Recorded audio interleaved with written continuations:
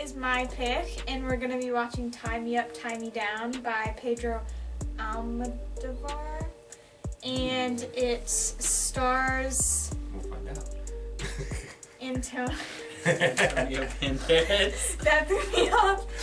Antonio Banderas. So Well, I feel like we're all Antonio Banderas fans here, right? Why not? I mean, the guy is awesome. Of course. You know, handsome action star. Let's get right to it. Tommy Boy, kick off the trailer. We'll be right back. Peep, peep, peep. That shit.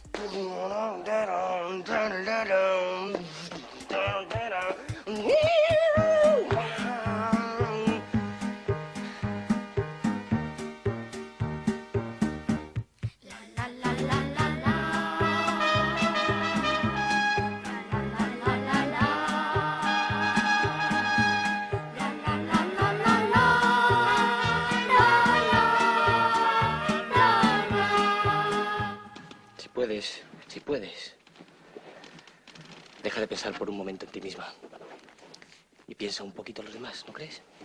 No sé cómo he podido estar tanto tiempo lejos de ti. Tengo 23 años y 50.000 pesetas y estoy solo en el mundo. Intentaré ser un buen marido para ti y un buen padre para tus hijos.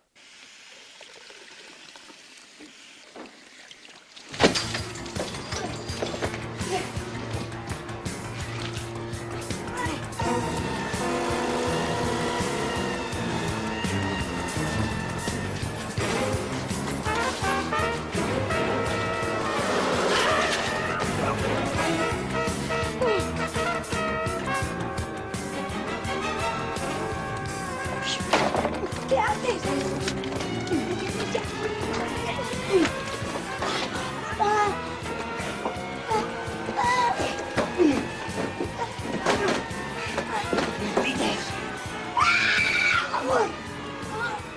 Tú solo me ofreces muerte. Y la muerte rara vez da la felicidad.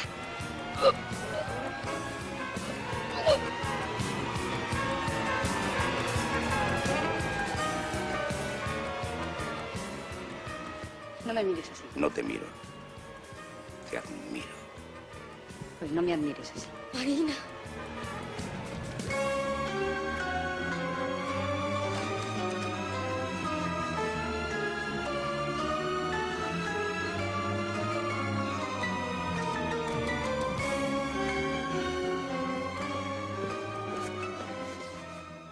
So we just finished watching Tie Me Up, Tie Me Down. And it It was pretty interesting. Like, as it was going, I was like theorizing in my head like different ways it could go, and how it ended up going was like completely different than what I expected. Like, didn't align with anything I thought, but like it wasn't in a bad way. So it was in like, I enjoyed the ending because it was unexpected, but I also don't know how I feel about it. Not negatively, but it's kind of got me thinking. But yeah, I enjoyed it. Interesting movie to say the very least. You know, I saw shades of Dario Argento, Italian Giallo, but the thing is, with the Giallo, you don't know who the killer is. With this movie, from the rip, you know who the psychopath is, and that was the interesting element to the movie. Is, you know, right at the beginning of the movie, you know that Antonio Banderas is kind of unhinged, and you're following him throughout the entire film. It's interesting from this angle because it's a character study. The rest of the movie is slightly a commentary about the film industry, but also a character study on the main lead actress. You know, she was kind of fascinating in her own way, you know, and me and BC were kind of going back and forth with this movie about how it would end up, what our expectations were for, you know, the antagonist and protagonist, and by the end of the film, we were like, holy shit, it wasn't what we expected, but we actually liked where this movie went. The colors, the cinematography really shot out. Like I was living in, you know, Technicolor all over again. Like, oh God, what's going on here? Yeah. It was a surprise story. Liked it. very pleasant. I think at its heart, it's a character study for the two characters. So for me, all the good music, the excellent visuals, that was all, like, I don't want to say unexpected, but I didn't think this movie would go all out on that. Yeah. And it did, so I appreciate that. And, yeah, I mean, I feel like we kind of nailed what we thought the two most maybe obvious routes for this to go would be, and it didn't go either of those routes, and it was still pleasing. It's a complex thing to explore, and I think the ending kind of like left it up to you about how you feel about it all. It didn't really give you a clear answer, and I appreciate that. And yeah, I mean, it's really fun to see like Antonio Banderas kind of like, you know, this is probably when he was a rising star, I would guess, or at least, you know what, this is probably what he was probably already popular in Spain. Yes. But this is probably a movie that put him on everyone else's map. Tie me up, tie me down. Like, I mean, what do you really think you're getting into with a title like that? No. Right? Yeah. I mean, I'm fascinated that in English it's tie me up, tie me down, but in Spanish, atame. It's one word, right? Like that's. Uno. I don't know, a little bit unsettling, and that's where this film really left me throughout the whole thing. I was very unsettled. Like, yeah, you've got this guy stalking this actress that he's in love with, and you know, and his character's very creepy and unsettling.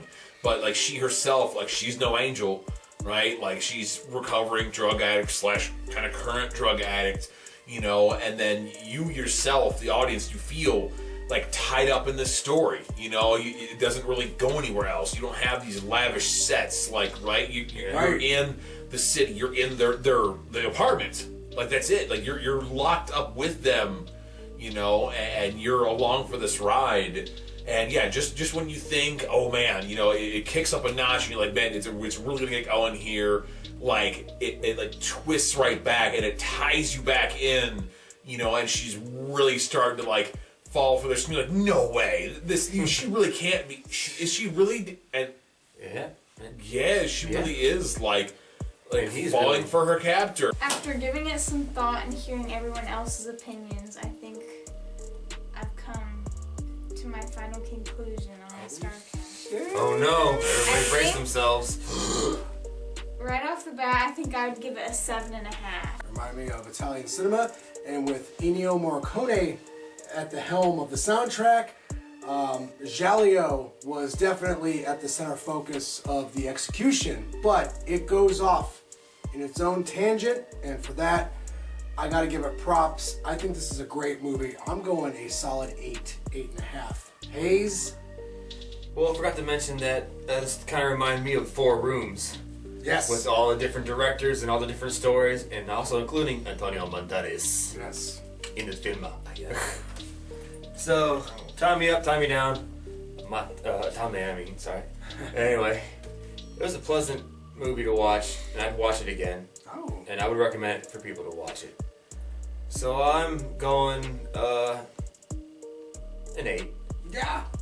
Yeah, I thought the beginning in particular was hilarious, and then God, as you were hilarious. saying, it does get nightmarish, you know, and I have to commend it. And even in between the unsettling scenes, there's like this really great comedic timing still. Like there's moments where you're like, this guy is a terrible human being, but I kind of like him. And then she's you're horrified that you like him, right? And she's the same way, and that's kind of like the film needed to succeed with that, and I think it really knocked it out of the park. It leaves it to us to make up our own minds about how we feel about all this, and like, is it kind of gross? Yeah. Is it interesting though? For sure. So I liked it a lot. I think it was a great pick. I'm also going to go with an 8 out of 10. Ooh, man. You guys are right. I mean, the cinematography was truly on point. Like it was a gorgeous film to watch, and it was a completely fascinating story that was sold very well by the lead actors. Honestly, couple that with a great soundtrack, like this was a bodacious film. Like, and I thoroughly enjoyed it. And I mean, you don't need a happy ending or necessarily good feelings to have a good film. You know, it just needs to really make you feel something a lot, which this film does. I'm going to give this a 9 out of 10. Oh! Wow. Wow! Ay, ay, ay! It's great. Damn! Great film. Olivia coming with the heat again. Always delivering. Well, that is our opinione on the movie. I hope we've been informative. Until the next time, you guys know this part. Tune in to Neon Trash. Neon.